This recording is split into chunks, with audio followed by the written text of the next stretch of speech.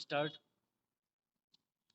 बालक का मस्तिष्क खाली स्लेट के समान होता है, जिस पर इबारत लिखने का दायित्व समाज का और विशेष रूप से माता पिता का होता है। यदि वह इबारत गलत किस्म की है और उसके आधार पर बालक अपराध कार्य में लिप्त हो जाता है, तो स्पष्ट ही उसकी जिम्मेदारी बालक पर नहीं थोपी जा सकती। हमारे यहाँ दुर्भाग्यवश अपराध कार्यों में लिप्त बालकों की संख्या निरंतर बढ़ती जा रही है। 10 से 12 साल के छोटे बालक भीड़ भाड़ का लाभ उठाकर लोगों की जेबें काट लेते हैं। रेलवे स्टेशन पर या मुसाफिर खानों में लोगों को सोया देखकर उनका सामान लेकर रफू चक्कर हो जाते हैं।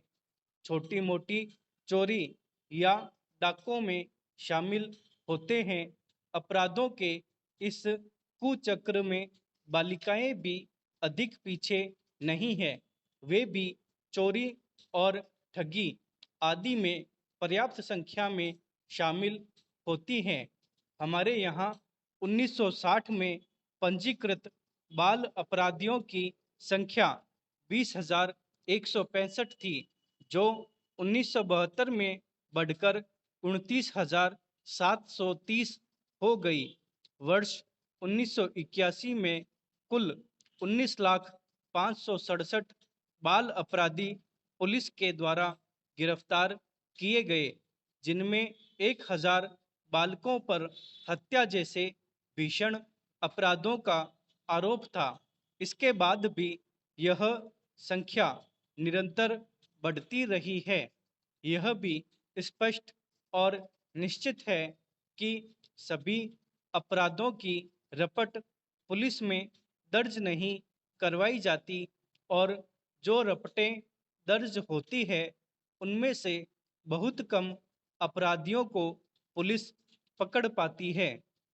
शेष के बारे में यह पता नहीं चलता कि अपराधी बालक है या बड़ा। इसलिए बाल अपराधों के बारे में आंकड़े कोई भी और कहीं से भी इकट्ठे क्यों न किए जाएं, वे होंगे आधे अधूरे ही। इस धरती पर जन्म लेने के बाद बालक का सबसे पहला परिचय अपने परिवार से ही होता है और इसलिए उसे अच्छा और बुरा बनाने का प्रथम दायित्व भी परिवार का ही है। यदि माता पिता में से कोई एक या दोनों अपराधी प्रवृत्ति के हैं, तो उनके बच्चे भी स्वयंमेव अपराध मार्ग पर चल निकलेंगे।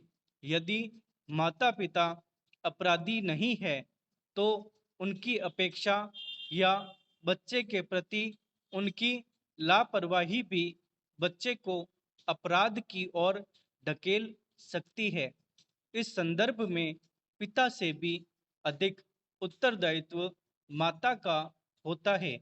यदि किसी परिवार में माता को बच्चों के प्रति अपने दायित्व का पर्याप्त ज्ञान नहीं है या उस दायित्व का पालन करने के लिए वह सक्षम नहीं है, या पिता के समान माता भी नौकरी अथवा अन्य बाहरी कार्यों में अधिक उलझी हुई है, तो वहाँ भी बालकों के पथभ्रष्ट होने की सहज और स्पष्ट आशंका है। यदि पारिवारिक आर्थिक स्थिति खराब है और बालक को उसकी आवश्यकता की वस्तुएं प्राप्त नहीं होती, तो ऐसे बालक भी किसी शह पाकर गलत रास्ते पर चल देते हैं।